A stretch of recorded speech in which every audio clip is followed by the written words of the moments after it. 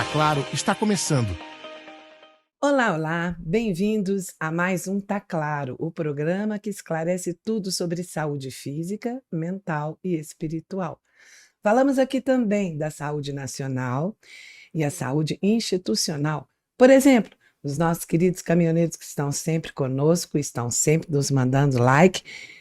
O que seria das colunas desses caminhoneiros se não tivéssemos boas estradas? O que não temos tão boa assim nesse país, mas isso fica para a próxima conversa. Falamos também de saúde ambiental e saúde dos alimentos. Eu sou Stael Gontijo e hoje o nosso tema é relações interpessoais e criatividade. Para falar sobre relações interpessoais, temos aqui um convidado que, inclusive, está lançando um livro que se chama Inteligência Atingente. Eu já ganhei o meu exemplar. Esse não é aquele que nós vamos sortear com vocês. Ele vai falar conosco aqui, Roberto Inglês. Eu gostaria que você fizesse uma apresentação sobre você. Obrigado, Stael, pelo convite. É um prazer estar aqui no Tá Claro, né? E para mim é uma honra poder falar um pouco sobre relacionamentos, né? Há mais de 30 anos eu estudo esse tema e venho documentando o material desse livro há pouco mais de 10 anos. Finalmente, o filho saiu, né? Ontem nós lançamos o livro e inteligência atingente é uma forma de nós nos relacionarmos em que haja edificação, agradabilidade e que haja conectividade também. Vamos falar muito sobre isso. Quero também apresentar quem vai conversar conosco sobre criatividade. Quando falamos sobre criatividade, os israelenses são imbatíveis. Esse papo de que nós brasileiros somos criativos, somos, mas o israelense é imbatível. E para dizer para nós as novas tecnologias israelenses, talvez você use muita tecnologia israelense na sua casa, na tua fazenda, e você não tem a menor ideia que vem de lá, né? Pois é, está aqui conosco Ari Fischer. Ele é o adido de Israel, da Embaixada de Israel no Brasil, e quero que você se apresente para nós. Muito boa tarde, uma honra estar aqui no seu programa. Eu sou adido de Agricultura e Água da América do Sul. Eu fico aqui sediado na Embaixada de Israel do Brasil, mas eu trabalho em toda a América do Sul.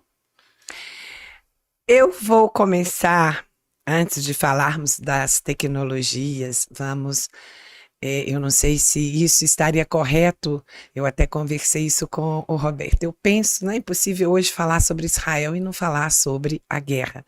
Primeiramente, meus sentimentos ao povo israelense. E eu estava conversando com o Roberto e perguntei para ele, será que a guerra é quando todo diálogo fracassou? Porque o divórcio é assim, né? Acho que todo diálogo fracassou. Eu não sei. O que você pode nos dizer desta guerra, Ari? Ok. Em primeiro lugar, no dia 7 de outubro, entraram terroristas do Hamas, que quem governa hoje os territórios na Franja de Gaza, né? E eles entraram e eles estavam totalmente drogados com anfetamina, né? Ontem até mostrou na televisão isso. E eles mataram crianças, mataram jovens que estavam numa festa, tinham mais de 5.000 jovens nessa festa, a sorte que eles chegaram às 6:30 da manhã, mesmo assim mataram 260 jovens que estavam comemorando a paz. Depois entraram em 11 estabelecimentos agrícolas, como Kibbutzim e Moshavim, que são as nossas comunidades agrícolas, entraram,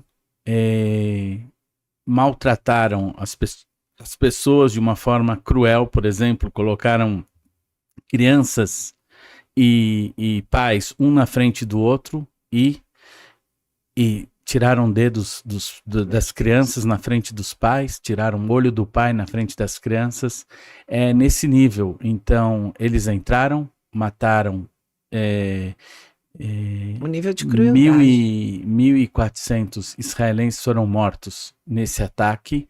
Eles entraram, e não é que eles entraram como soldados, eles entraram como pessoas que estavam armadas, sem farda, não era contra militares, eles foram contra civis.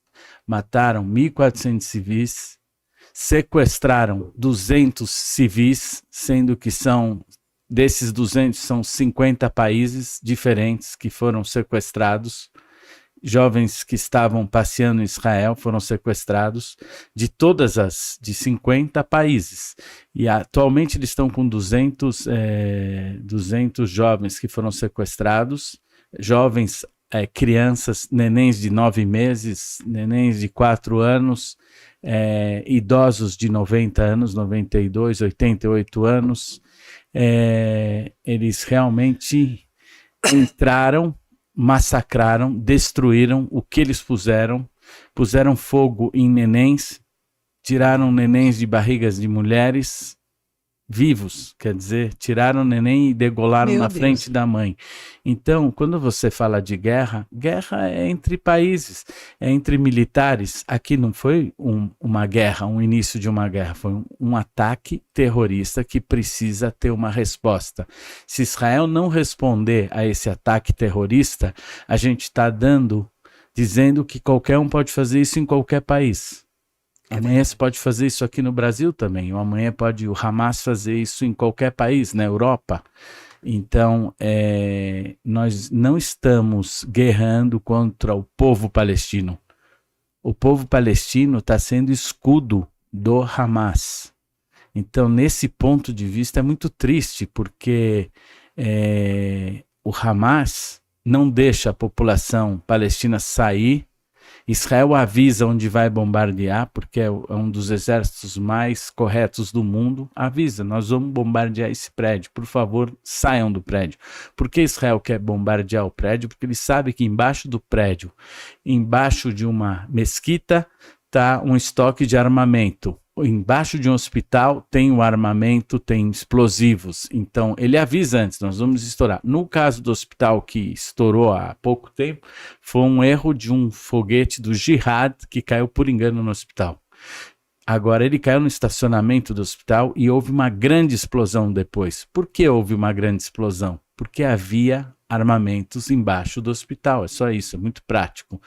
Eu não sei. Então, nós não estamos falando de uma guerra, a gente está falando do direito de um país se defender de um ataque terrorista. Se a gente proibir isso, a gente está dando legitimidade a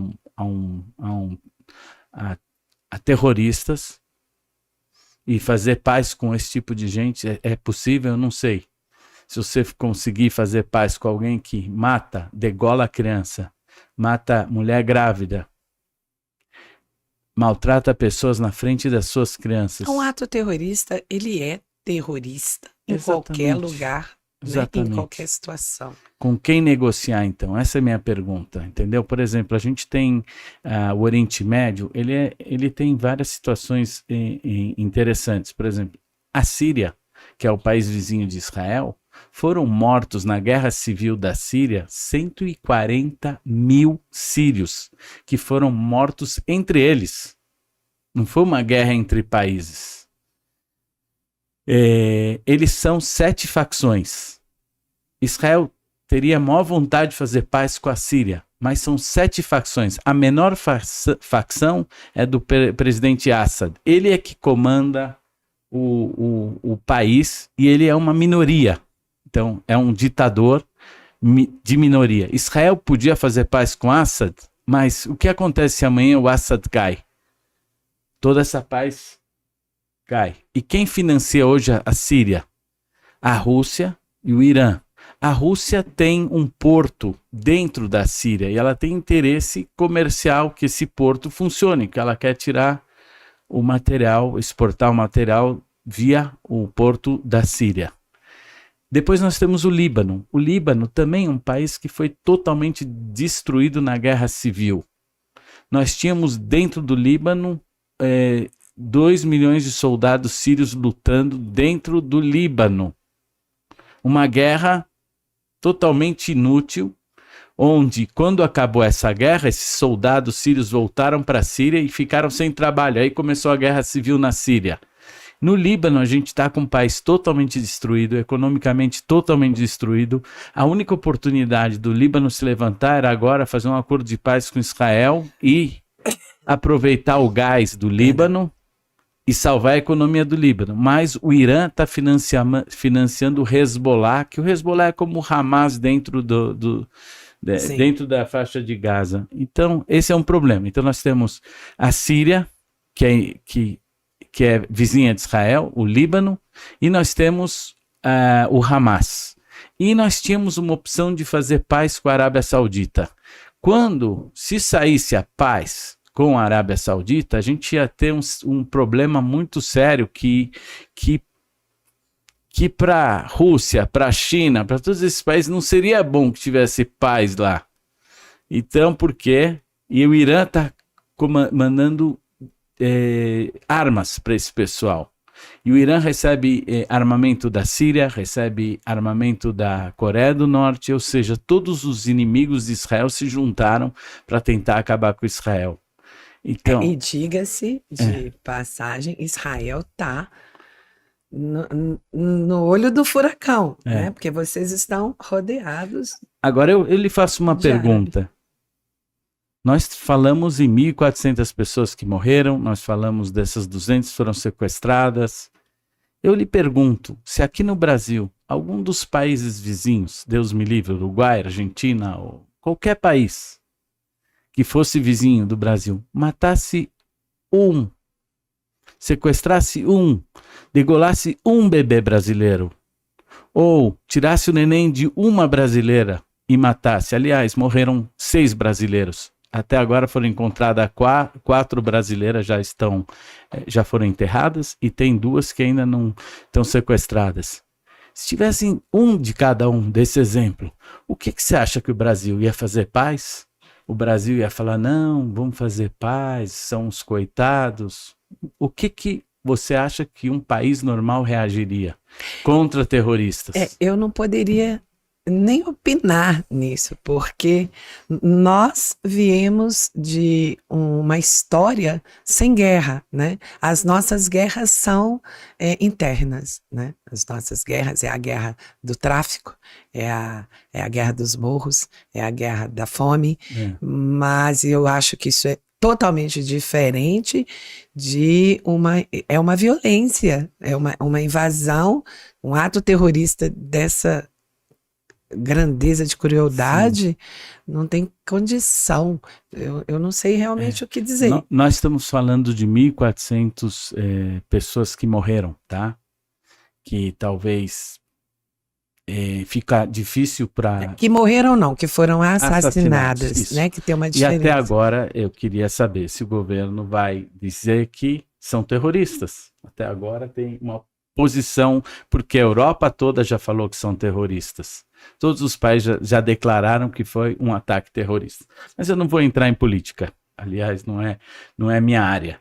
Mas, Ari... O que eu queria dizer só por final é que a gente tem que dar uma resposta. E se Israel não der uma resposta e não acabar com esses terroristas, amanhã esses terroristas vão estar em toda a Europa. Eles estão sendo financiados pelo Irã, que não vai cair uma bomba lá.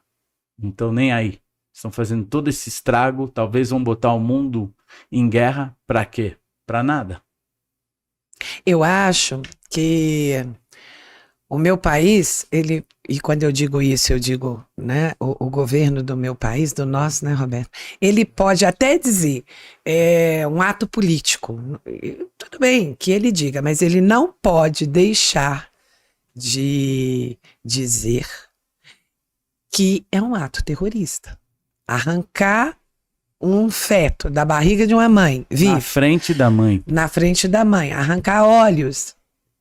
Matar, do filho. Assassinar, porque é bem diferente de morrer, né? 1.400 pessoas. É um ato terrorista. E se você for olhar em qualquer situação, se você for ver no Acordo de Genebra ou em qualquer situação do mundo é um ato terrorista. Agora, se o governo disser, né, o nosso governo brasileiro disser, olha, é um ato terrorista, mas é um ato terrorista que nós aprovamos porque para nós é um ato político, eu até não acredito que isso seria dito, mas se fosse dito, não nos representa, nós brasileiros, né? Claro Não que nos representa. E outra coisa que é só para finalizar, aqui no Brasil, apesar de todo mundo estar falando, são 1.400, morrem 50 mil pessoas por ano. Quem está em guerra? Quem está em guerra? 50 mil pessoas morreram ano passado. Ontem a gente teve uma demonstração do pessoal queimando ônibus. Sim, sim. Como Alguém se o Rio de consegue Janeiro fosse controlar de uma isso? facção, né? Mas Porque eu a não vou impressão entrar que nisso. fica Eu não vou entrar nisso, mas é que o Rio de Janeiro muito é um fácil estado. agora querer arrumar o que está lá fora quando o quintal aqui está desse jeito. É muito fácil. Vamos resolver o problema do mundo. Vamos resolver Lá aqui. na minha bela terra, chamada Minas Gerais, tem uma frase para isso. Diz que é o nu falando do mal vestido, né?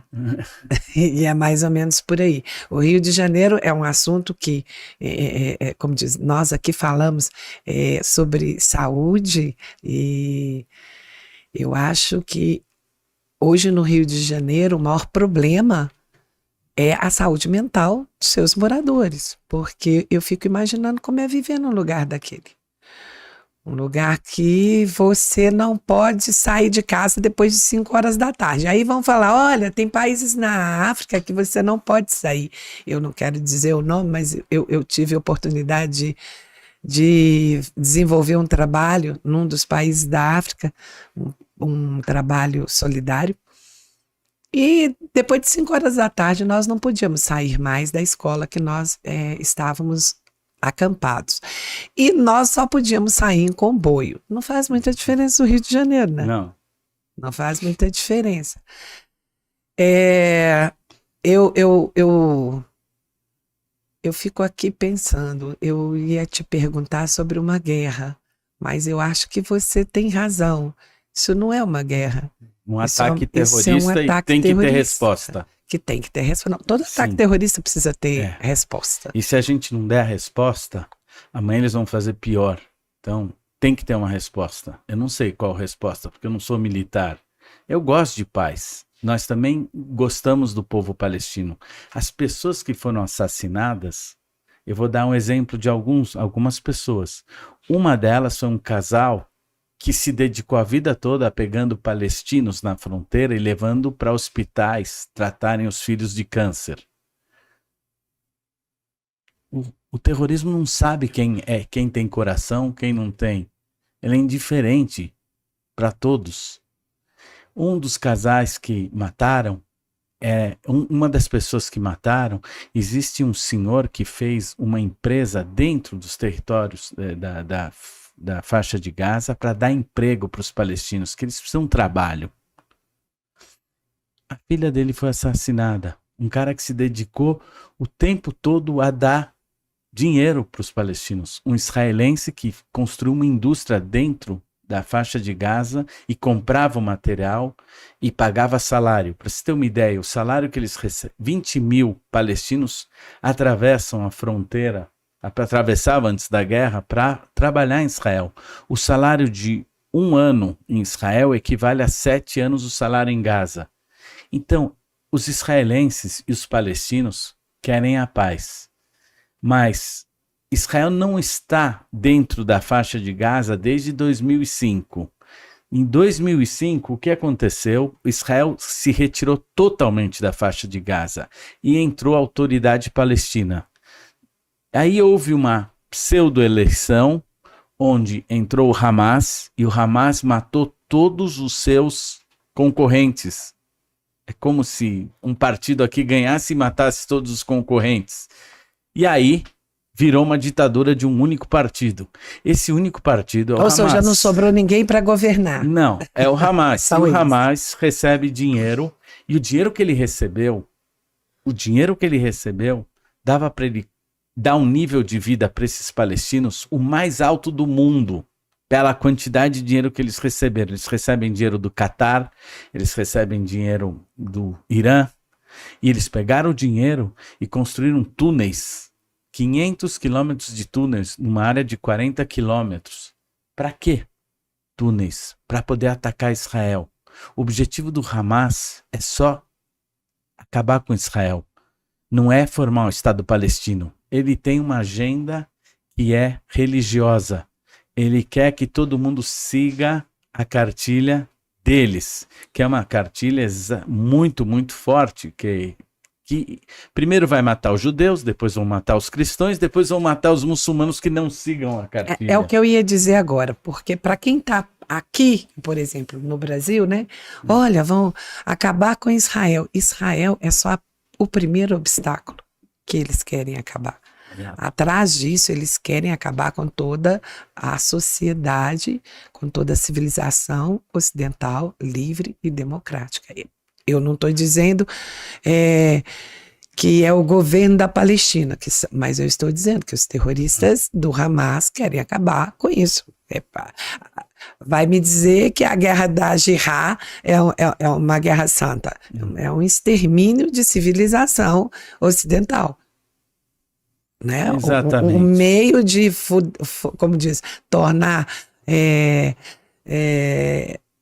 o mundo hegemônico com o que eles pensam que é o correto. Enfim, eu gostaria que você me dissesse, Roberto, da parte mesmo terapêutica do ser, eu fico imaginando o que é viver hoje em fogo cruzado, tanto do lado da Palestina, que existe, como o próprio Ari disse, de escudos humanos, como também uma mãe israelense. Eu sou uma mãe que sai de casa para levar seu filho na escola, né? E que não sabe se vai atravessar a cidade e chegar sem nenhuma bomba. É mais ou menos uma mãe carioca hoje. É verdade. Com motivos diferentes, com terrorismos diferentes. Verdade. É muito difícil a gente julgar a cabeça das pessoas, porque ela está muito influenciada pela educação que ela recebe. Então, certamente essas pessoas do Hamas são educadas desde criancinhas a perseguir Israel, a serem terroristas. Eles aprendem isso e vão passar a vida deles toda fazendo isso. Se não houver uma alteração de educação na mente dessas pessoas, é uma cartilha. Dificilmente vai mudar. E a gente tem em proporções menores, mas também tão perigosas como essa, as pessoas que estão nas milícias no Brasil, né?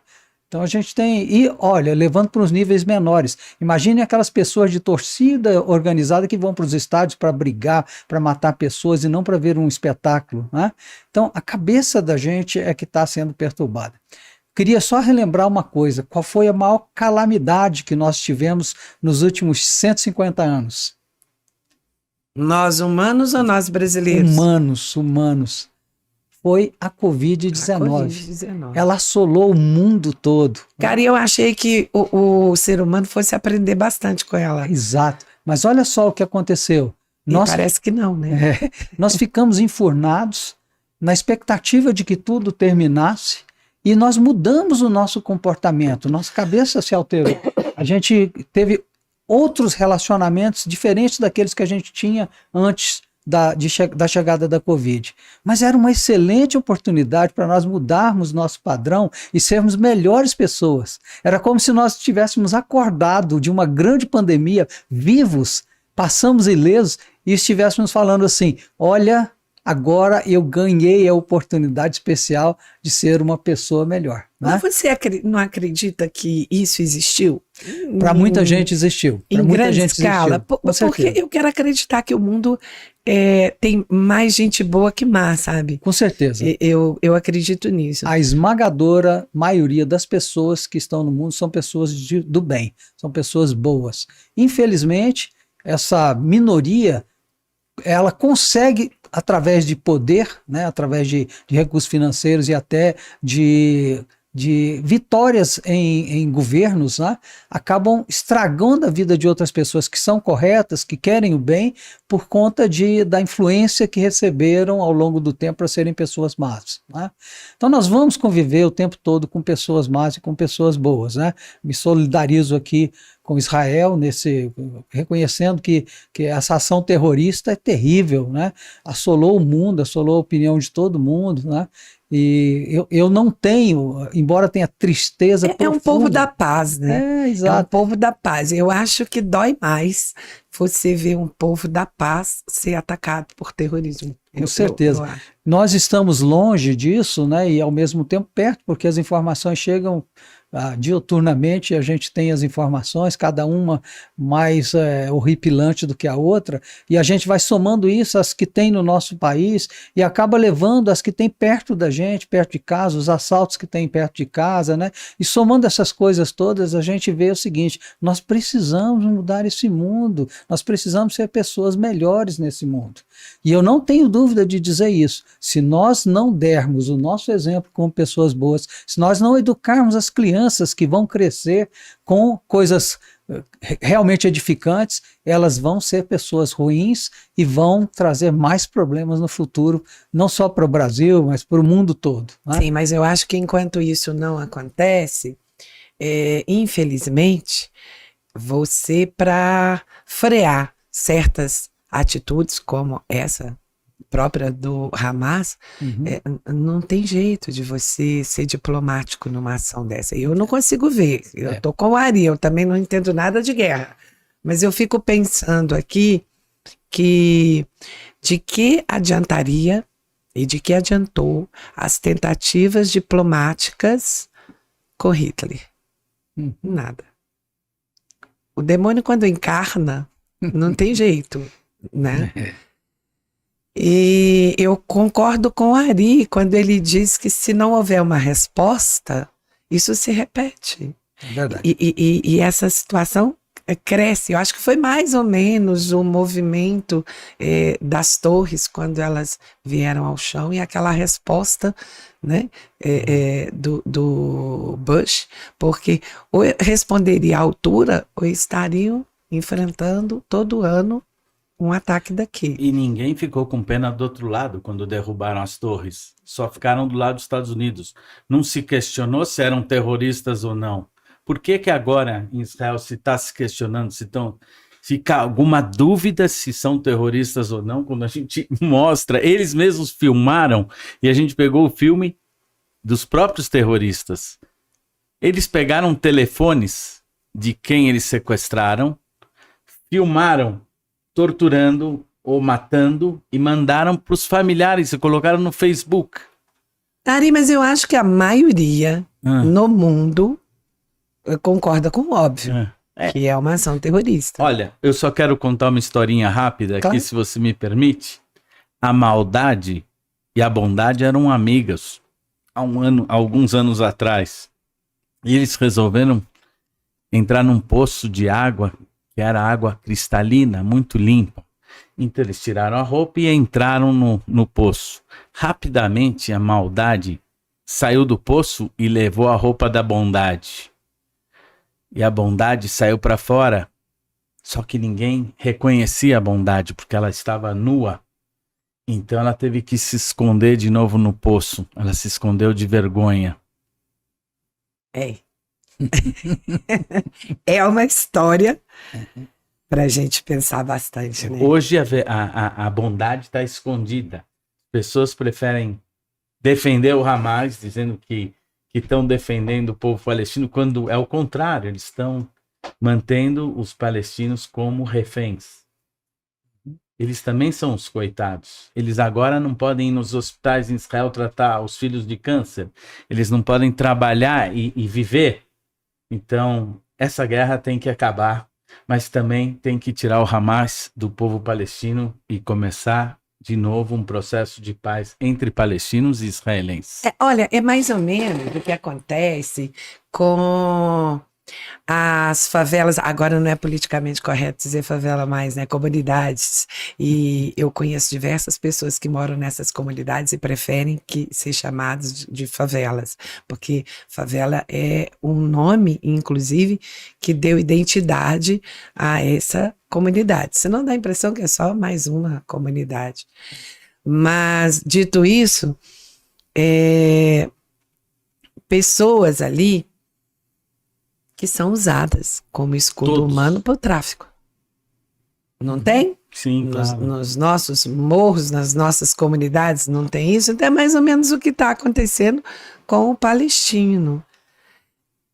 É difícil, isso é muito difícil. Eu perguntei outro dia para um motorista de táxi no Rio de Janeiro, que eu fui passear no Rio, e aí eu perguntei para ele, mas por que eles não conseguem tirar o pessoal da favela ou dar uma vida melhor? Aí ele me explicou tão fácil, de um jeito tão simples. Ele falou, olha, na favela você só paga a segurança, mas o internet é muito mais barato do que se eu fosse morar em Ipanema. Condomínio eu não pago. Tira o condomínio, tira a internet, tira o IPTU, tira tudo que ele não paga, no fim é muito barato viver mesmo que o salário dele seja menor, ele vive. O problema é que esse pessoal dessas comunidades acabam pegando os filhos. Mesma coisa o Hamas faz, pega os filhos dos palestinos, começam a dar um salário para eles, começam a dar arma, começam a dar anfetamina lá, aquele remédio que faz o cara perder o medo e achar que ele é o Superman. E é uma tática de guerra, de Uma guerrilha, tática né? de guerra. Não, Até de telefone, não pode entrar claro lá, não pode entrar TV, o net, só entra, tem que pagar pedágio pro Pirata. pessoal. Então, não dá para resolver isso. Não tem como resolver. Assim como não dá para resolver o problema das favelas, também resolver o problema dos palestinos hoje é muito complicado. E esse povo que está no Rio merece respeito. É claro que Merece respeito, merece educação, merece uma alternativa, só que tem alguém controlando isso lá. Eles Pois têm é, uma guerrilha lá dentro tanto de um também. lado quanto do outro, existem pessoas que ganham por trás disso, né? Total. Existem pessoas, existem grupos que ganham com caos. O caos é rentável. Com certeza. Verdade. Mas eu volto a conversar com você, Roberto, senão a gente até perde o foco. A guerra é algo que a gente tem que se solidarizar com o povo de Israel. Eu acredito nisso porque é um povo da paz, e eu já disse a primeira vez e repito, Ari, tenho o meu respeito, a minha solidariedade. Mas diz para mim, dentro do que você estudou, porque eu vou fazer um trocadilho aqui, vai ficar, não sei se vai ficar legal, mas nós começamos essa conversa assim, né? Quando todo diálogo fracassa, há uma guerra. Embora o Ari já deixou bem claro que foi um ato terrorista. Com certeza. Mas eu quero trazer isso para o pessoal. Quando todo diálogo fracassa, foi-se embora uma relação, seja de casamento, seja de trabalho, seja de pai e filho. E eu queria que você falasse um pouco sobre isso, porque não é difícil esgotar o diálogo. Com certeza. Eu, quando estudei as questões dos relacionamentos interpessoais, eu não estava observando patologias e nem estava observando momentos específicos. Por exemplo, a guerra é um momento específico, muito difícil de ser tratado. Qualquer opinião que nós dermos aqui é uma opinião delicada, porque a solução é difícil, né? Assim como você tem uma patologia, uma doença específica, também é difícil você dar uma reação para um bom relacionamento, né? Então eu resolvi escrever para pessoas que queiram ter um relacionamento sadio, mas longe das exceções, que é a grande maioria de nós, né? Então, assim, quando eu escrevi esse livro, eu me baseei numa frase específica de uma pessoa chamada Pedro, que é um pescador. Ele falou assim: visto que todas as coisas vão se passar, que tipo de pessoa eu preciso ser hoje?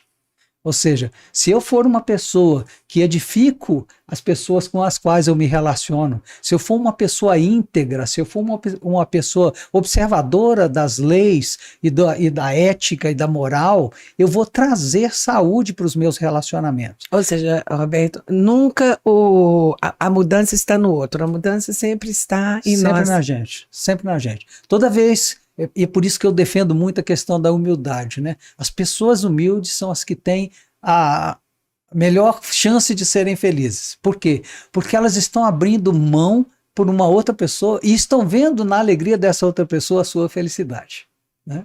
Então, no livro eu falo de um dos critérios, né? Que é assim, busque o interesse do outro, você vai ser feliz assim. Ou seja, eu abro mão de algumas coisas minhas e não são coisas importantes, né? Por exemplo, eu faço isso lá em casa com a minha esposa. Eu fico pensando o tempo todo, como eu posso agradá-la? Então eu vou cortar uma fruta para nós dois, o pedaço maior é o dela. É uma coisa besta, uma coisa simples, mas que dentro de mim trabalha uma proposta de oferecer o melhor para ela, né? E ela pode nem perceber no primeiro momento, mas quando a gente repete várias vezes isso, ela acaba percebendo. Então a proposta que eu tenho para os relacionamentos interpessoais é que a gente ofereça o melhor da gente pacificamente, né? Mais uma vez eu digo, está fora todas as excepcionalidades e as patologias, né? Porque para cada patologia tem um tratamento, e para uma situação específica como essa da guerra que nós comentamos agora, o tratamento é completamente diferente. Talvez nem nós alcancemos qual seria esse tratamento, de tão difícil que é, né? Então, a minha proposta é assim, pessoas normais precisam viver melhores.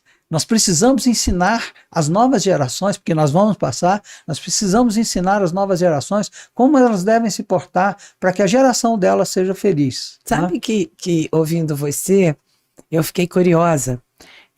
Como são os israelenses? Como são as relações israelenses? Marido, mulher, pai, filho, irmãos, amigos? Conta um pouco para nós, Ari. Ok, eu moro numa comunidade chamada kibbutz.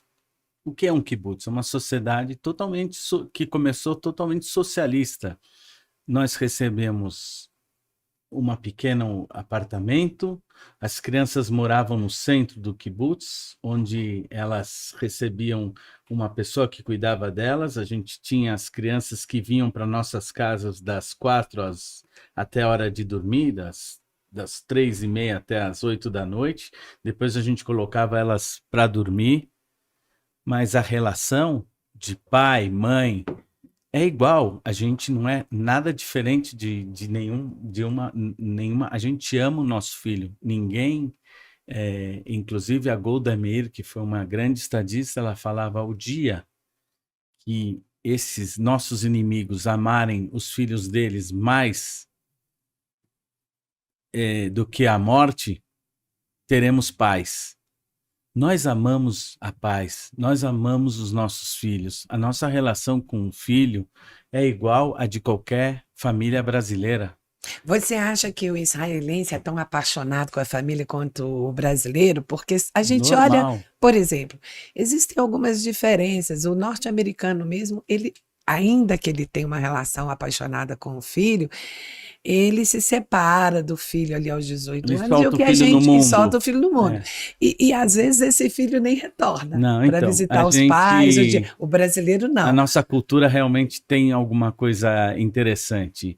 A educação é até praticamente até a escola, colegial, normal. Depois do colegial, aos 18 anos, todos vão para o exército. Então eles saem de casa. Os homens saem por 3 anos, as mulheres saem por 2 anos. Então já é uma desconexão com a família, mas não quer dizer que você não ama. O filho vem fim de semana, a mãe começa a cozinhar 2 dias antes para poder dar para o filho o que ela pode. É mais De semelhante com agradar. a relação do brasileiro mesmo. Até tem uma piada entre a diferença entre uma mãe judia e uma mãe italiana. Vocês já ouviram falar? Não. A mãe italiana fala: come se não te mato, e a mãe judia fala: come se não me mato. Então, o amor é muito grande entre a família e coisa. Depois dos 3 anos de exército, esses filhos trabalham para juntar dinheiro e fazerem o que eles chamam de mochilão, né? Eles vão e viajam pelo mundo. Depois passou, vamos dizer que ele acabou o exército, 3 anos, depois trabalhou 1 ano depois do exército para juntar dinheiro para viajar, volta, trabalha mais 1 ano, ele começa a estudar, às vezes com 24 anos. A minha filha, quando esteve no Brasil, ela ficou chocada, ela falou, papai, como alguém com 24 anos pode ser psicóloga? Como alguém que não tem nenhuma experiência de vida pode ajudar uma pessoa? Então, a vida é diferente em Israel. Que peso também nós colocamos nas costas então, dos nossos jovens, né? E minha filha demorou para escolher que ela queria fazer faculdade. Ela falava para mim, pai, enquanto eu não souber o que eu quero estudar, eu não vou para a faculdade só porque você quer que eu estude. E no fim ela fez artes, ela estudou em Jerusalém, na Universidade Betzalel, lá de Jerusalém. Eu tenho um filho que é engenheiro eletrônico. Também todos eles estudaram com idade já avançada.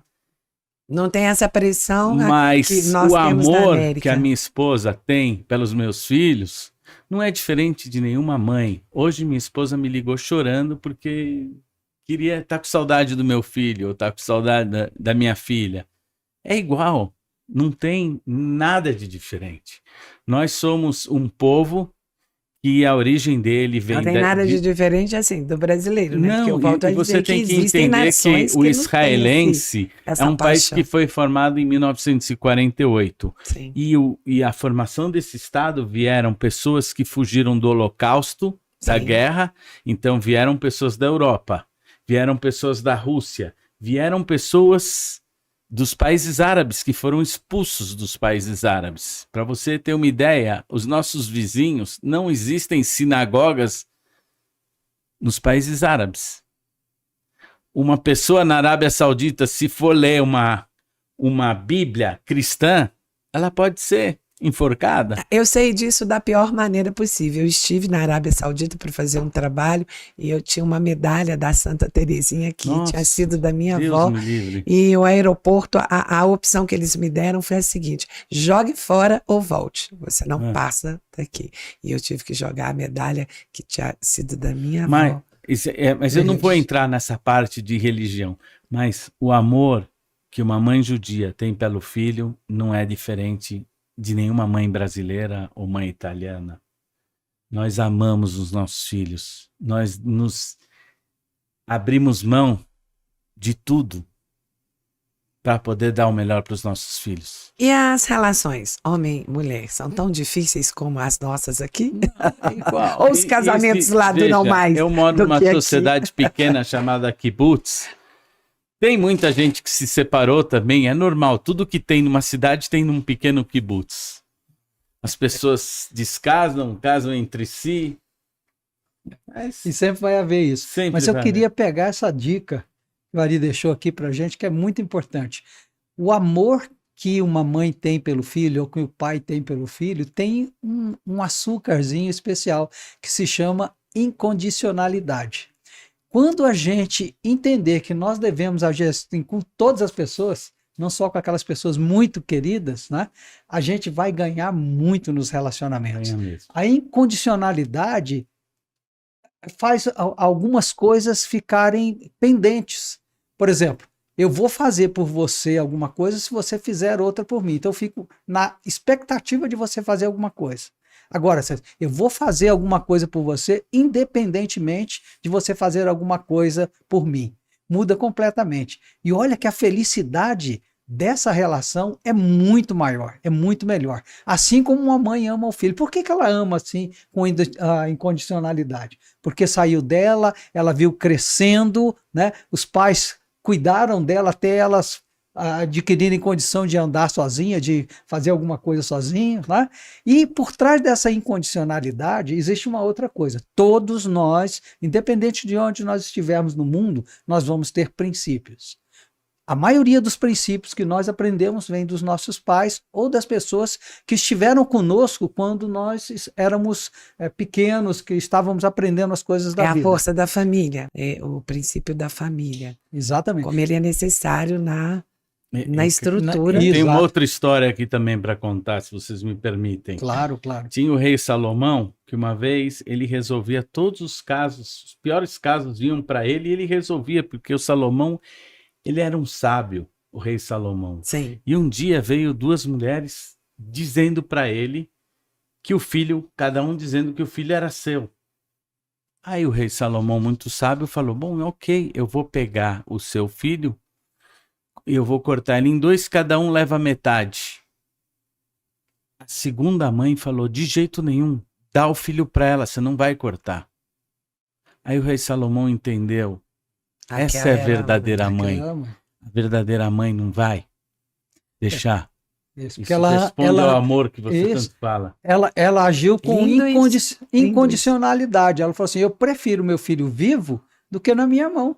Né? Do que metade morto. Ou metade morto, né? Que é o que Então, geralmente a gente faz, que é para os filhos a da gente. verdadeira mãe não vai. Oferece Que é um isso. filho feliz, não importa Isso. onde, É. como. Deixa eu só concluir uma coisa com relação aos princípios que é muito importante.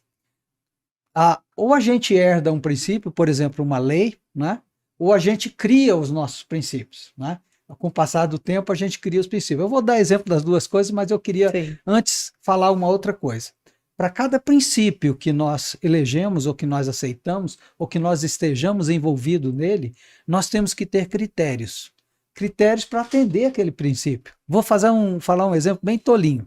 Por exemplo, um dos princípios que nós temos é andar dentro da velocidade que está marcada nas vias, para que não haja acidentes e por uma série de outras coisas. Eu confesso que nesse eu sou mal educada. Então, não é só você, é a esmagadora maioria das pessoas. Mas quando tem uma fiscalização, seja ela qual for, um pardalzinho ou um policial, a gente anda na velocidade. Por quê? Porque aquilo é o princípio. O princípio é não ser multado, não é obedecer à lei. Né?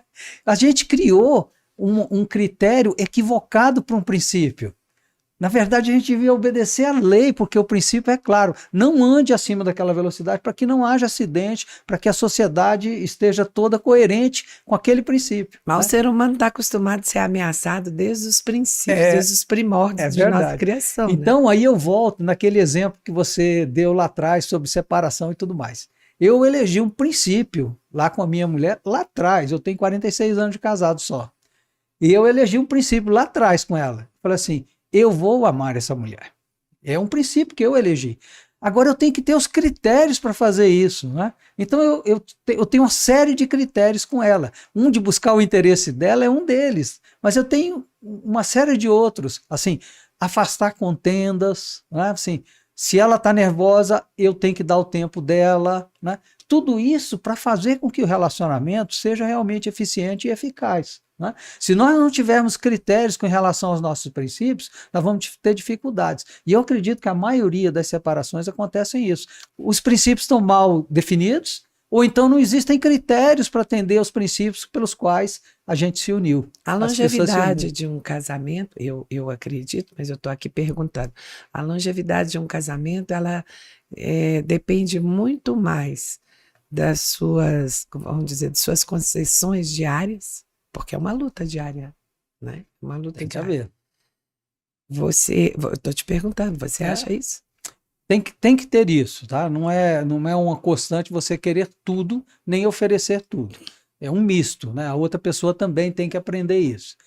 Ontem eu estava conversando no lançamento, uma pessoa chegou e falou assim: você falou que a gente tem que ceder o tempo todo, mas olha só, lá em casa eu tenho um problema com meu filho. Ele não leva o prato dele, ele termina de comer, não leva o prato dele nem na pia, quanto mais lavar. Aí eu falei para ele: olha, ensina como é que vai fazer, que um dia ele vai fazer. Mas eu digo para você com muita experiência, é muito melhor você fazer do que você arranjar um conflito. Garanto para você. Agora, tem que tentar ensinar, não tenha dúvida disso. Mas é muito melhor você fazer. Mas eu gostei desse ângulo de encarar. Quer dizer, é melhor você ir lá lavar aquele copo do que criar um problema. Que criar um problema. Uma discussão. E vão ter momentos em que você vai convidar a pessoa: olha, vamos lá fazer junto comigo, hoje eu não estou bem, ou então preciso da sua ajuda, de uma forma inteligente, harmoniosa, vai lá e leva a pessoa a fazer junto com você. Né? É muito pior do que você exigir. O livro ele começa com uma historinha muito bobinha, que fala assim: o marido acordou e virou para a esposa: olha, hoje eu acordei muito bem e o dia hoje vai ser uma maravilha. Deixa que eu vou acordar as crianças. E vai para o quarto das crianças, né? Chega lá e vai: crianças, todo mundo se levante, porque hoje vai ser um dia maravilhoso. Vamos, eu vou levar vocês para a escola, vamos todo mundo levantar. E um dos meninos vai, entra no banheiro e o outro fala para ele: pai, que legal que você agiu assim. Eu posso ficar um pouquinho mais na cama aqui, porque não, eu já falei, todo mundo tem que se levantar. Mas, pai, o banheiro está ocupado. Não interessa, eu já falei, levante-se. Aí fala assim, cara, o objetivo não era ter um dia agradável, né? E acabou não tendo. Por quê? Porque é mais importante que ter um dia agradável é a obediência àquilo que ele determinou fazer. E muitas vezes nós somos assim. A gente gera suposições na nossa cabeça que viram evidências. E essas evidências passam a ser verdades que vão prejudicar os nossos relacionamentos. Então, estou falando assim de coisas bem básicas. Isso vai desgastando os relacionamentos. Eu não estou falando só do conjugal, não. Estou falando do relacionamento pais e filhos. Estou falando do relacionamento interpessoal. A gente é muito mais educado com as pessoas que a gente não conhece do que com as que a gente conhece. Mais, não é? Somos muito mais tolerantes, né? É como se nós fôssemos duas pessoas. Exatamente. Mas tem alguns momentos em que a gente é impaciente. E eu tenho até uma explicação lógica para isso. Por exemplo, você está num trânsito, vem uma pessoa pelo lado de fora e entra na sua frente. Você quer matar aquela pessoa, buzina, xinga, né? Mas para que isso? Né? Pode gerar um conflito que vai estragar a sua vida para o resto da vida. Né? E a gente não para pensar nisso. Não, ela não pode entrar aqui na minha frente. Pois é, nós temos nós estamos conversando de pessoas normais, dentro da loucura que pode ser um ser humano, nós estamos falando de pessoas normais. Ou normais na maior parte do tempo. Que vão refletir, que vão fazer suas mudanças. Mas eu estou aqui pensando numa criança que foi educada pelo Hamas a matar e a ser cruel, e cresceu um adulto cruel. Gente, é horrível a pergunta que eu vou dizer, mas tem solução para um ser humano desse?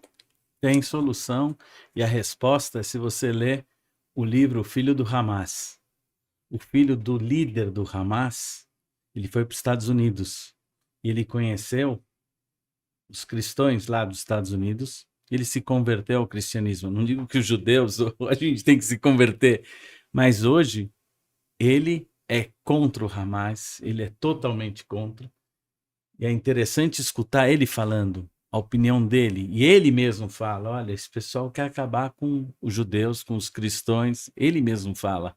E ele é o filho do líder do Hamas. Mas essa mudança... mudança, no caso. Agora, em relação à educação, porque tudo começa na educação. Se você educar uma criança odiando... aqui é outro tipo de educação que não é normal. Essa educação do Hamas, ou educar uma criança como nazista, o que você educar é o que ele vai ser. É a educação do ódio. A educação a criança não vai imitar o pai, vai imitar muitas vezes o que o pai faz. Se o pai falar mal de uma pessoa de cor, essa criança vai crescer com ódio de uma pessoa de cor, nem sabendo por que ela odeia. Mas ela foi induzida a isso. Tem que tomar cuidado, a educação é uma das piores armas que existem. Tem que tomar cuidado com a educação. Agora, outra coisa que eu falo, no caso, eu acredito em duas coisas. Em primeiro, eu acho que como pai a gente tem que ser às vezes assertivo. Não adianta você sempre abrir mão para o teu filho de tudo, porque você vai criar uma criança que a expectativa dele para o mundo vai ser que ele vai se frustrar. Não adianta você criar tua filha como Cinderela, o dia que ela ir para a escola e as crianças começarem a fazer um bullying para ela e ela entender que ela não é a Cinderela, ela já paga um preço caro. Então você tem que ser assertivo, tem que saber falar as coisas. A segunda coisa é ensinar uma criança que receber uma crítica não é uma coisa que ela tem que ficar com raiva de você. Se você aprender, tanto uma pessoa adulta como uma criança, Se você aprender que uma crítica pode ser uma alavanca para você melhorar a vida, por Exatamente. exemplo, você me Com certeza. critica e eu separo emoção do racional. Aí eu pego e falo, bom, ele está me falando que o que eu estou fazendo está errado, mas eu fiquei nervoso porque ele gritou que eu estou fazendo a coisa errada. Ou Mas se eu às vezes consigo até pela própria separar, crítica, né? se eu consigo separar a emoção do racional e tentar ensinar isso para o meu filho e falar, olha, tá errado o que você fez, tenta fazer assim. Eu quero que você me ajude a lavar a louça porque hoje eu estou cansado e você mora aqui e eu preciso da tua ajuda. Então tem que ser assertivo. Não adianta abrir. Talvez você tenha razão não estragar o dia, num coisa, mas de uma certa forma, a educação é assertividade, aprender a lidar com as dificuldades. Amanhã ele vai estar trabalhando numa empresa, alguém grita com ele e ele vai ou matar o cara Ou vai chorar. ou vai ficar frustrado. Então, a gente tem que preparar os nossos filhos para o futuro. É isso que eu acredito. Não sei se o povo israelense pensa como eu, mas assim eu penso. Eu acredito na crítica, venha do jeito que vier, ela realmente ela é uma alavanca. Eu não compreendo as pessoas que não conseguem assimilar uma crítica, eu não compreendo. E talvez seja isso Elas mesmo. se fecham, se travam. Agora, diante do que os dois colocaram, né? Porque eu acho que tanto o lado do. Eu não sou não sou esse tipo de pessoa de falar, olha, então eu vou lavar a louça para não ter um conflito. Porque eu sempre me prezei por uma frase que eu ouvi lá quando eu tive a minha primeira filha. Eu ouvi um padre lá no Rio Grande do Sul dizer numa palestra: o amor tem que ser exigente, porque se o amor não for exigente, é um amor doente. E eu sempre me cerquei desta frase, bem ou mal, né? Na educação das minhas filhas. E o amar dá um trabalho danado. Não dá. Gente, amar dá um trabalho danado. Mas olha, amar é muito é trabalho. muito difícil, mas olha assim, tudo na vida é isso. A gente vê as coisas com uma simplicidade tremenda, mas nada é fácil. Nada é fácil, nada é fácil. Porque Tudo você é dizer simples, o mas nada é não, fácil. você dizer o sim é muito fácil. Porque Está- o sim, ele vai, a pessoa já saiu correndo, antes de você terminar de falar sim, seu filho já saiu correndo, oba, ele disse sim. O não requer o porquê. Por que não? Exato. Mas eu queria fazer uma observação, porque ao longo dos estudos que eu fiz, são todos estudos empíricos, tá? Nem sei se existe algum estudo psicológico, provavelmente até tenha. Mas eu formulei esse meu estudo de uma forma bem direta e eu, assim, avalio que nós temos duas instâncias de decisão no nosso cérebro.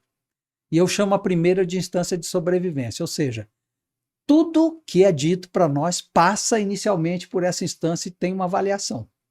Isso que está me dizendo, ou isso que eu estou vendo, ou isso que eu estou sentindo, tem alguma ameaça para mim? Se tiver, a gente se tranca, a gente se fecha. É quase a primitiva. Isso. Cria uma série de defesas porque identificou uma ameaça. Eu dou um exemplo muito simples. Se você está na rua, uma pessoa passa, te olha de cima e embaixo, você se preocupa, fala, pô, cuidado, tem uma ameaça aí, o que é esse olhar? A gente nunca para pensar na suposição de que a pessoa está nos admirando. Sempre passa a suposição de que estão achando alguma coisa errada em mim. Né? E o nosso cérebro é assim. E aí eu digo que existe uma outra instância, que ela é muito gostosa, porque ela só tem agradabilidade, só tem coisa boa para oferecer, e eu chamo isso de instância do convívio. O que é isso? Se eu consigo ter uma inteligência especial, e eu chamo ela de atingente, para avaliar quando eu estou ou quando a outra pessoa está nessa instância de sobrevivência, eu vou ter muito mais facilidade de fazer com que o desenrolar desse relacionamento seja mais agradável. Né? Muitas vezes me questionam, falam assim, você está na instância de sobrevivência ou na instância de convívio? Aí eu paro para pensar, cara, estou na sobrevivência, preciso mudar isso. Normalmente, quando a gente está na instância de convívio, existe uma conexão. Sim, existe um desejo de promover o relacionamento, de promover a agradabilidade. Né? Não é a tolerância não que é, você está dizendo. Não, pode ser a tolerância, pode ser. Porque a tolerância também ela tem um tamanho, né? Assim, você vai tolerando até uma hora que você tem uma impaciência. Mas na hora que você tem essa impaciência, pode ter certeza que foi seu cérebro que falou assim, agora chegou no limite ameaçador, né? E aí você tem que ter inteligência para saber como vai reverter, né? Eu gosto sempre de contar historinhas, né? E uma vez eu fui visitar uma pessoa, fui até a casa dele, era uma reunião comercial, mas a pessoa me convidou para ir à sua casa e ele estava só em casa. Nós fomos até a sala e ele perguntou: Você quer tomar uma água? Aí eu falei: quero. Então vamos lá na cozinha. Aí nós fomos até a cozinha, ele pegou 2 copos, né? Encheu, tomei minha água. Eu botei o copo dentro da pia, ele botou no cantinho da pia, né? Perto da porta de saída lá a outra porta do apartamento, né? E nós voltamos para a sala. De repente alguém entrou pela porta da cozinha, esbarrou naquele copo e só ouvimos o barulho, tudo quebrado. Só que a pessoa esbarrou e gritou de lá: quem foi o idiota que botou esse copo aqui na pia? Aí o cara, que foi ele, né, levantou e já saiu nervoso. Por que você me chamou de idiota? E os dois ficaram brigando lá na cozinha e eu na sala, lá quietinho. Falei, e agora, o que eu faço, né? Eu falo alguma coisa, não falo, espero um se matar, algum matar o outro, né? Daqui a pouco vem o meu amigo nervoso, mas muito nervoso, pede desculpa e fala, cara, não tenho a menor condição de continuar essa conversa com você. Vamos marcar uma outra hora? Peço desculpa. Não, você não tem culpa, não. O meu pessoal aqui é muito difícil de relacionamento. Aí eu fui embora. E fui embora pensando assim, gente, olha só, era um copo de requeijão usado, que não vale nem 20 centavos, e as pessoas estão estragando a vida por causa de um copo de requeijão quebrado. Às vezes o copo foi um gatilho também, né? Pois é, mas olha só, a pessoa estoura a troco de nada. Ela tem um nível de exigência tão grande, de proteção tão grande no cérebro, que vai fazer com que tudo que ele fale, tudo que ele expresse, vire conflito. E eu vou pegar a sua palavra cérebro e vou fazer uma pergunta aqui. Eu já li de diversos lugares, Roberto, e eu quero que você me ajude a fazer essa pergunta para o Ari. Que o QI do judeu é mais elevado do que o das outras pessoas. Isso é verdade, Ari? Olha, eu estava lendo outro dia um documentário sobre QI. O QI está relacionado com a educação. Se você pegar o QI de um normal, ele sai uma média, que essa média dá 100. Significa que 50% tem a mais do QI 100 e 50% tem a menos. Se você pegar um japonês, a educação lá é muito difícil, muito séria. O QI dele é 120 a média. Significa que tem o QI mais alto. Em Israel, eu não sei qual que é o QI médio, mas a gente tem um número de prêmios nobres que a gente tem em Israel é incompreensível. É grande. Até agora, último mês, uns 2 meses atrás, nós trouxemos para o Brasil o Prêmio Nobel da Química, que veio falar. Por que ele ganhou o Prêmio Nobel da Química? Eu achava que ele ia falar de fórmulas químicas, ele não falou de nada disso, ele falou sobre a vida, que em Israel estão testando agora a medicina do futuro, por exemplo, não vai ser o remédio para curar, vai ser a descoberta de doenças. A gente vai poder hoje ter a capacidade de descobrir se um feto pode ter Alzheimer daqui a 80 anos. É a medicina da prevenção. Então, quando você fala de QI, o QI está relacionado à educação. Israel é só 9 milhões de habitantes. E ele tem a obrigatoriedade da educação até o colegial. Não paga. É obrigado. O cara só não estuda se ele não quiser. E mesmo se ele não quiser, tem escolas especiais para esses jovens que não querem estudar, para dar um profissionalismo. E não só isso, tinha uma época que tinha uma diferença muito grande entre esses alunos que vieram da Europa e alunos que vieram dos países árabes, que viviam no mesmo ambiente. E os alunos que vieram da Europa, os pais davam aquela educação que o menino estudava piano, era um único filho, enquanto que a população desses países árabes são judeus árabes, que vieram, tinham 6, 7 irmãos, não tinham um ambiente de estudo. Então eles começaram a querer menos estudar e começaram a formar quadrilhas. Então o que a gente criou? Nós criamos monitores que ensinam e quadras de tênis. Imagina você pegar em favela, começar a botar quadra de tênis, onde você pôs um monitor, você começa a pegar essas crianças da favela, dá uma roupinha branca para ele, começa a ensinar tênis, e esse monitor, devagarzinho, começa a levar essa criança e encaminhar ele. Ó, você tem que estudar, você é bom nisso. Alguém que fala bem para ele. Então, o QI está relacionado à educação. Não acho que o povo judeu tem um QI mais alto ou menos, mas a educação em Israel é um nível muito alto. Mas se você for pegar, eu vejo na que Europa meus também filhos... é um nível alto de educação e não tem tanto prêmio Nobel, por E eu exemplo. vejo que meus filhos estudam no colegial, são coisas que eu estudei, integral, diferencial, eu estudei só na faculdade. As crianças estudam isso no colegial. Então, o nível de matemática é muito alto em Israel, nível de biologia, ciência, tudo essa tecnologia é muito alta. Israel está fato é que procurando muita vocês estão tecnologia. muito adiantados em tecnologia, Sim. principalmente o sistema hídrico, que Sim. eu gostaria que você falasse um pouco, porque eu acho que a água, se não será a coisa mais importante nesse planeta. Ok. Obrigado pela pergunta. Então, a primeira coisa que a gente tem que ver é o crescimento da população. Nós vamos ter em 30 anos, o que não é nada, nós vamos ter mais 1,5 bilhão de habitantes no mundo. Para alimentar essa população de 1,5 bilhão, nós não podemos produzir alimentos da forma que hoje é produzido. Então, se continuar do jeito que está, daqui 30 anos não vai ter alimento para alimentar essa população. Nós temos duas opções. Do jeito que você fala, nos campos... Normal, crescimento mundial vai ser 1,5 bilhão em 30 anos. Não, tem duas opções, ou vamos ter outras Covids, que Deus me livre não vamos, ou vamos procurar tecnologias. É o que Israel faz todo dia. O agricultor israelense está ocupado a ciência e tecnologia de Israel está ocupada nessas questões. Então, como produzir mais com menos? Nós temos hoje, preocupados com a COP28 que vai vir, nós temos que responder como produzir mais com menos. A ideia no Brasil, por exemplo, o Brasil é o único país do mundo que pode triplicar a produção sem derrubar nenhuma árvore. Somente colocando irrigação, tecnologia, sensores.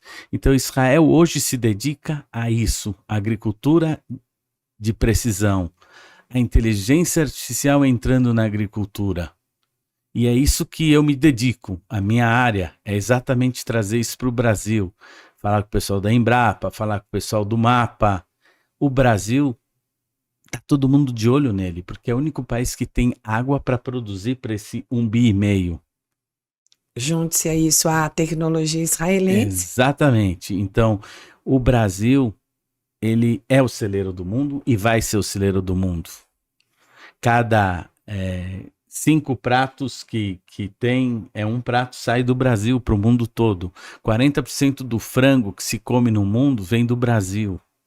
Olha, eu vi frango brasileiro de Pará de Minas, que é da minha região, lá em Minas Gerais, na Arábia Saudita. Sim, o Brasil exporta para a Arábia Saudita e vai exportar para Israel também. Porque um frango em Israel custa 3 vezes mais do que aqui. Então, o Brasil vai ser uma potência agrícola, querendo ou não. E o mundo está de olho nele. Quando o pessoal da França critica o Brasil, é porque eles estão com inveja e com ciúme da concorrência, só isso. Porque o Brasil pode ser o maior produtor do mundo de soja, já é o maior produtor do mundo, e vai ser, e vai continuar sendo. E a ideia junto, talvez Israel, se a gente puder ajudar, é responder. Então, como que a gente dá a resposta? Então, a gente tem soluções como drones, que um drone pode olhar uma área de 1.000 hectares e te dar um relatório em alguns minutos de que praga que tem. Eu tenho um pulverizador especial que pode pulverizar exatamente onde tem erva daninha, onde não tem. Hoje eu pulverizo 100% da área. Hoje eu pulverizo 100%. Independente se tem mato ou não, eu pulverizo tudo. E eu tenho hoje pulverizadores com óleo óptico que só vai pulverizar onde precisa. Então eu gasto 10% do que eu gastaria respondendo coisa. Hoje eu tenho irrigação de gotejamento. Irrigação de gotejamento é enterrada para café. Então o gotejo enterrado, o que ele dá? Ele dá água para a planta na quantidade que ela precisa, o adubo na raiz. E por ele estar enterrado, não tem evaporação dessa água. Então eu consigo produzir com menos água, menos adubo, menos energia. Eu tenho hoje sensores que estão acoplados à planta. Esses sensores, por exemplo, na uva, é fantástico. A gente consegue saber se a uva está em estresse hídrico ou não. Quando é que você bebe água? Quando você está com sede. Na irrigação, a gente dá água uma vez por semana, a gente vê o nível do solo, se precisa de água ou não. Não. Israel, a gente tem sensores acoplados à uva, à raiz da uva, ao tronco da uva e o fruto da uva. E eu sei exatamente se ela está entrando em estresse hídrico e aí eu ligo a irrigação. O meu sensor manda um comando para o computador que liga a irrigação e assim eu consegui produzir uva de excelente qualidade, com 30% menos de água, 30% menos de água, adubo, 30% menos de energia. E eu consegui fazer com que a uva não produzisse muita folha, porque ela produz folha para se garantir quando não tem água. Ela produziu menos folha e conseguiu produzir uma uva com BRICS, porcentagem de açúcar maior, que para quem produz vinho é o que está procurando, vinhas com excelente BRICS. Então é isso que Israel está fazendo. Os sensores, eu posso falar aqui 2 horas só desse tema. Olha, eu quero até... Infelizmente a gente não tem tempo, porque eu já vi o sinal aí dos 10 minutinhos, 5 agora. Mas eu quero dizer para você que está nos ouvindo, e eu espero que junto ao nosso público estejam prefeitos, estejam vereadores, eu quero dizer que o Ari está aqui conosco nesse programa, que nós falamos de saúde, hoje falaríamos sobre relações interpessoais, porque quando eu conheci o Ari num evento, quando eu ouvi uma apresentação do Ari num evento aqui em Brasília, eu fiquei encantada, Ari, encantada com a tecnologia e justamente com tudo isso que ele disse. O que ele tem a dizer da tecnologia de Israel precisa ser ouvido e assistido em Minas Gerais, no Rio de Janeiro, em São Paulo, no sul de Minas, no Rio Grande do Sul, no Paraná, porque realmente a tecnologia israelense, eu consegui enxergar isso como um benefício para um país como o Brasil, que nós somos um país rico em alimentação, né? Somos um país rico em alimentos. E eu acho que seria o casamento perfeito. Eu, que não entendo nada disso, mas você, senhor prefeito, senhor governador, a Embaixada de Israel tem esse produto maravilhoso chamado Ari Fisher para falar para vocês, porque me encantou, que não sou da área, imagina para vocês que vão levar para o agricultor, e nós vivemos de agricultura familiar e de agronegócio, porque é o que nós vivemos, somos mesmo o celeiro do mundo. E eu gostaria muito de convidar você, Ari, para um programa especial, para você nos apresentar um pouco dessa tecnologia, e para que possa chegar mesmo a esses prefeitos. Ano que vem é ano de eleição, e, senhor prefeito, leve isso para o seu sindicato, para os seus agricultores, para a sua região, porque uma coisa eu concordo, eu acho que você muda o país com educação. Você muda as pessoas, as relações, sejam elas profissionais, familiares, você muda com conhecimento. E você tem muito conhecimento para nos apresentar. Obrigado. Eu não falei também da última invenção de Israel, que é uma pílula que você toma, ela tem duas microcâmaras, você toma essa pílula e o que essa pílula faz? É pílula, né? Sim, Ela faz colonoscopia e endoscopia. tá vendo? Mas vamos deixar isso para o próximo programa, Não, você porque vai não tem prometer- fim o que dá para a gente Você falar vai aqui. prometer que no próximo você vem aqui falar conosco. Vamos fazer um programa com todas essas tecnologias que você tem. Ok. Eu não falei do meu xodó, eu disse para ele lá antes de começarmos a gravar aqui, que são os óculos. Óculos para cego, Os né? óculos para cego. Fala um pouquinho dele. Bom, então, Israel inventou um óculos chamado Orkan. Esse óculos, na verdade, é um óculos de inteligência artificial. Quando você coloca esse óculos, o óculos tem uma pequena câmera e tem um microfone, como falo, uma caixa de som pequenininha, né? Um áudiozinho. E ele escaneia qualquer livro em qualquer língua e vai ser a primeira vez que um cego vai poder ir num restaurante, escanear o menu, o óculos lê para ele. Ele pode ir num supermercado e ler ler seus mais óculos? de 1,5 milhão de produtos. Que incrível. Já está no sistema. Ele pode ler em algumas línguas o livro. Ele não precisa mais ficar dependendo de livros que só tem em braille. Você sabe quanto custa uma Bíblia em braille? Eu não tenho nem ideia, mas Mais de 50 mil reais. a gente Ele vai precisa- poder ler a Bíblia pela primeira vez normal, e o cego. E tem outra coisa, o óculos, ele identifica rostos. Ele pode identificar até 150 rostos. Então imagina um cego pela primeira vez vai poder dizer oi para a mãe antes. Então, só esse óculos eu podia falar aqui 1 hora, 2 horas. Então, esse óculos está ajudando muitas pessoas a voltarem. É engraçado, né? Mas teve outro dia duas jovens que ganharam óculos de presente do prefeito do governo de Curitiba, né? Eles ganharam óculos que ele resolveu tanto no governo de Goiás. O Caio disse que não vai ter um cego em Goiás que não tenha esse óculos. Mesma coisa aconteceu, o Ratinho deu de presente os óculos para 2 jovens, e no dia de coisa, os 2 jovens... O Caiado ficou apaixonado com os óculos. Ficou. Mas Isso você eu imagina os 2 jovens que ganharam óculos, e ele fala para a mãe, mamãe, eu tô vendo meu amiguinho. Todo mundo chorando. Uma coisa de louco. Bom, eu não quero estragar, a gente pode falar do óculos outro dia.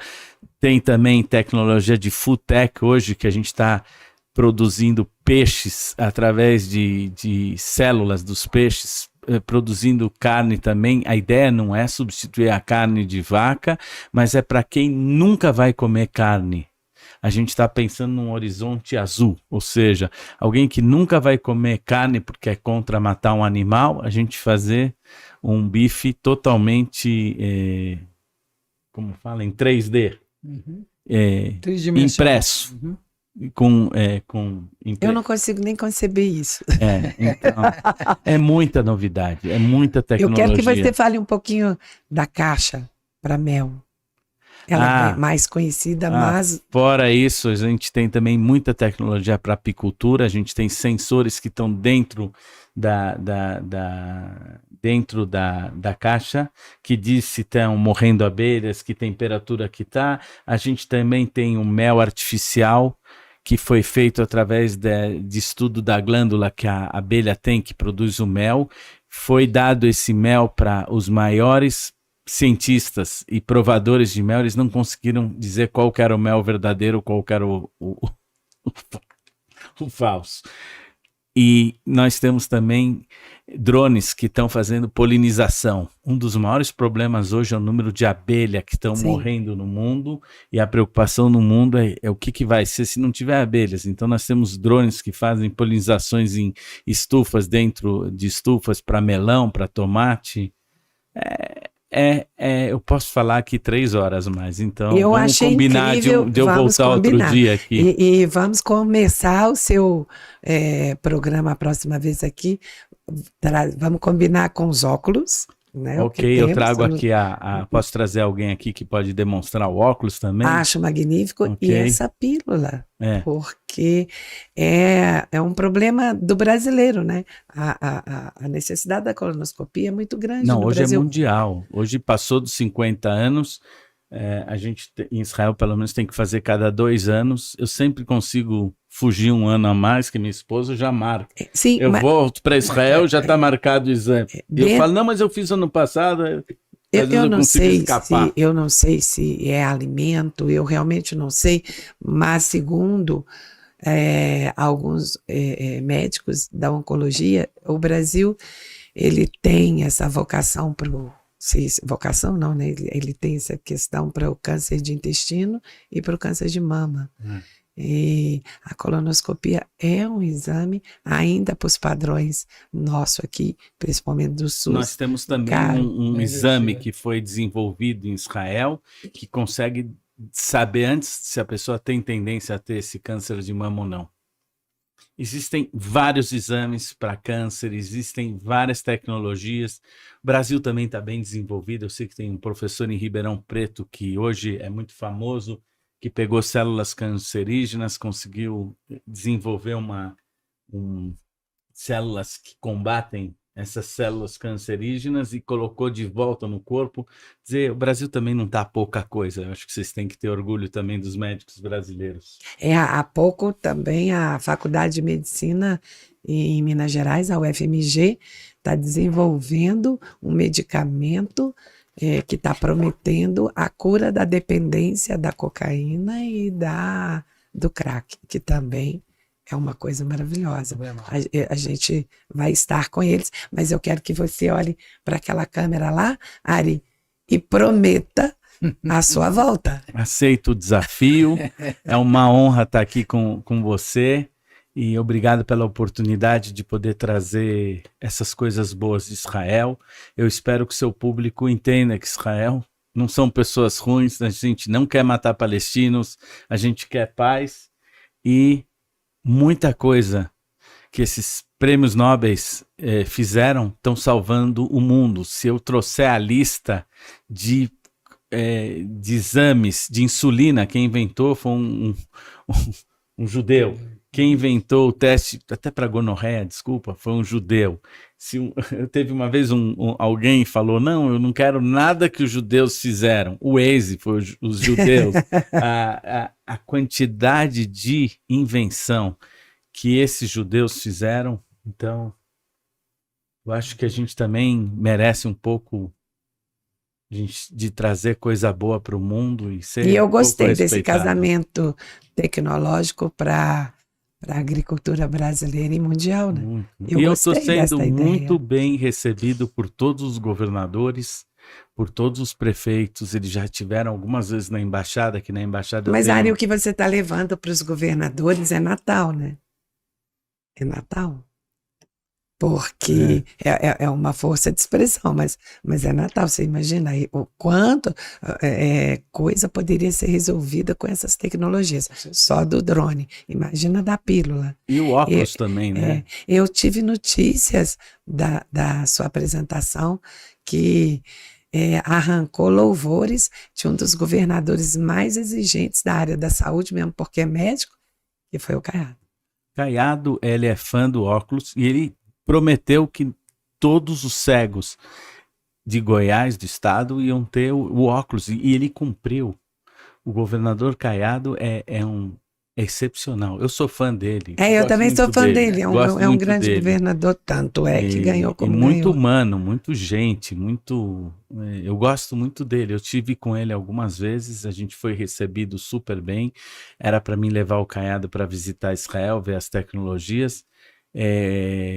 Nós estamos tentando fazer um projeto no futuro com Goiás de uma fazenda modelo, trazer toda a tecnologia de Israel.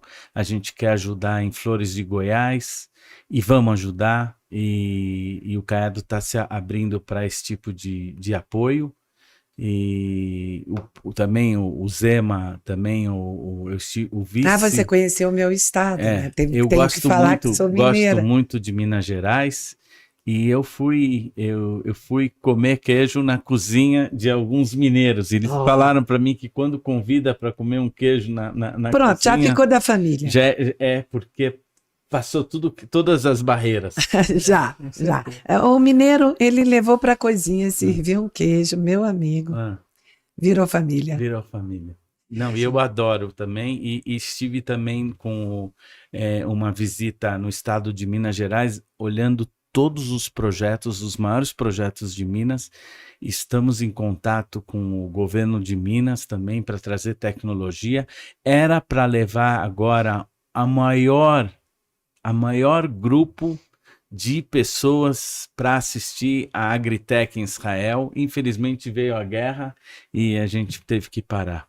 E é preciso, né, salientar que a tecnologia que ele está apresentando aqui para nós hoje é um salto muito grande nos alimentos, nos recursos ambientais, né? Nos nossos recursos diminuindo ambientais. Perda, sustentabilidade. Exatamente.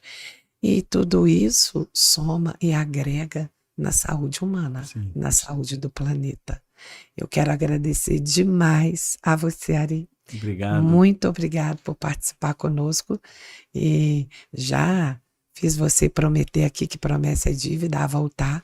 Né? E eu queria agradecer também ter dividido esse espaço com o professor Roberto, que para mim, Roberto, né? Isso. Foi um prazer, uma honra conhecê-lo. Eu vou levar daqui um pouco do que você disse. Gostei da sua explicação e conta com a gente. Claro. A Embaixada de Israel agora vai apoiar o seu programa. Pronto, virou comentarista aqui, agora tem que vir, né? A gente sempre aceita aqui o comentarista pro bono. Ó, gente, tá lindo o óculos, tá lindo, lindo, lindo. Roberto, gostei muito dessas carinhas aqui de estudo. São podcasts que você pode colar. Esse é meu. Mas o Roberto trouxe um para que nós possamos sortear, e nós vamos sortear, mas tá lá no grupo só para quem é membro. Se você ainda não é membro, seja, porque está perdendo não só o Inteligência Atingente, como vários sorteios e vários programas só para o membro. Dá clique aí. Beijo para você. Muito obrigado, Roberto. Me dê 30 segundinhos só para dizer uma coisa. Claro, quanto? Queria agradecer o seu convite, muito obrigado.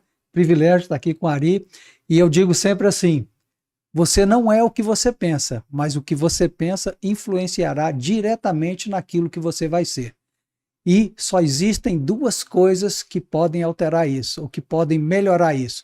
A sua maneira de pensar, edificando pessoas, e a tecnologia, né? Então é um privilégio estar ouvindo que a tecnologia vem ajudar a gente a ser pessoas melhores no futuro e as próximas gerações também. Então obrigado e um privilégio, Ari, estar contigo aqui dividindo esse espaço. Eu agradeço a vocês dois, muitíssimo obrigado. Muito, muito, muito grata mesmo. E para você, até a próxima semana.